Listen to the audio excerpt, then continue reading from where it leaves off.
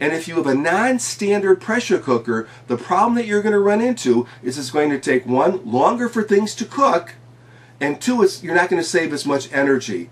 And three, according to Miss Vicky, who's kind of this pressure cooker expert, she says the results won't be as predictable. And that sort of makes sense. Now think about it. If you had an oven that only reached 300 degrees and you wanted to make a cake, most cakes bake at about 350 from my recollection. Well, if you put the cake in there, eventually it would bake, but the results might not be the same as if you were baking it at the right temperature. And that's the same thing with the pressure cooker. So we've talked about the regulator and how important it is and how we really want 15 psi. What I did now is I did some more research and I looked for 4 factors. Because I'm trying to give you some recommendations here. I looked at pressure cooker brands that were well represented either in stores or on the net. So not just sold at 1 or 2 obscure stores, but at a bunch of stores. I also looked for pressure cookers that had a really good kind of parts department. In other words, it was very easy to get a gasket or even a replacement handle or that sort of thing. The third thing I looked for were pressure cookers where the cookers were either all or mostly all 15 psi, not different numbers that would be confusing for the cook.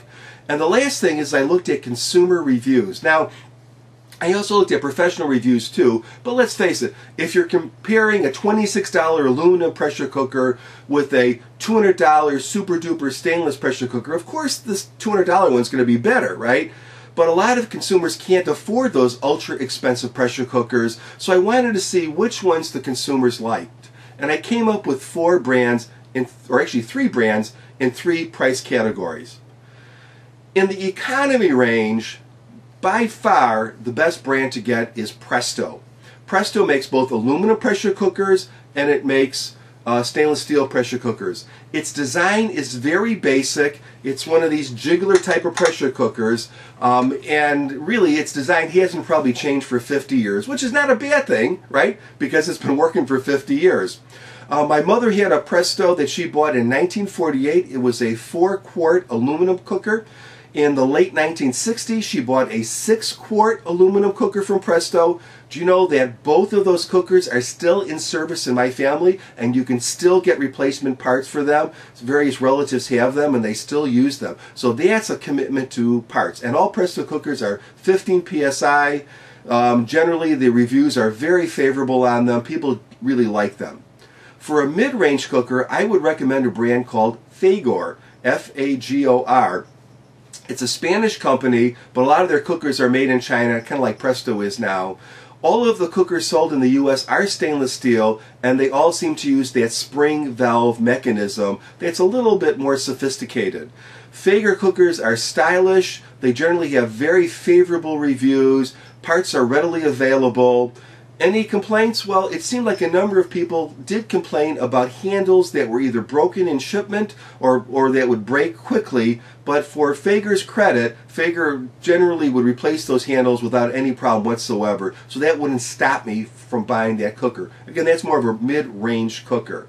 If you want the top dog, if you're the kind of person that wants all-clad cookware, or you can only use a food processor if it has the KitchenAid or the Cuisinart name on it, then probably what you want is a brand from Switzerland that's still made in Switzerland called Kuhn-Rikon. Kuhn-Rikon are kind of considered the Mercedes of pressure cookers. They're just made out of very high quality material. They're very precision kind of created. They have a silent or almost silent spring valve regulator, and professional cooks or pressure cooker enthusiasts really consider these the top dog. Now, honestly, a Presto is going to cook well too, so you have to decide, are you looking for that really top if you're kind of more of a cook, or are you looking just to save some money and to really save some time? Any of these cookers will really work for you, so I would recommend any of them. Lastly, let's talk a little bit about cookbooks, because typically in a pressure cooker what you're going to get are a couple of recipes, but boy, you can do so much more with the pressure cooker. 2 that I would recommend, I have them over here, and there are really many others. This is Miss Vicky's Big Book of Pressure Cooker Recipes. Just look at the size of this thing. This is kind of like a, encyclopedia of pressure cooker recipes and pressure cooker information. Highly recommended. It has a lot of great recipes and a lot of kind of 1950s, 1960s comfort food recipes too. So if anyone in your family made food when you were growing up in a pressure cooker, you'll probably find a similar recipe in here. Here's another great book. This is by Lorna Sass, Cooking Under Pressure. This is a little slimmer volume, but this book is so popular that this is the 20th year anniversary. So how many cookbooks are around? Maybe The Joy of Cooking or something, but how many pressure cookbooks are around 20 years later? This one is. The recipes tend to be a little more, well, I don't want to say high-end, but a little more exotic, but very good, and just a nice book with some good information too. So I would highly recommend that you try Cooking Under Pressure. It's not scary, it's very safe, and the product that you get in the end really is delicious as long as you follow the directions. So do some pressure cooking and have a nice day.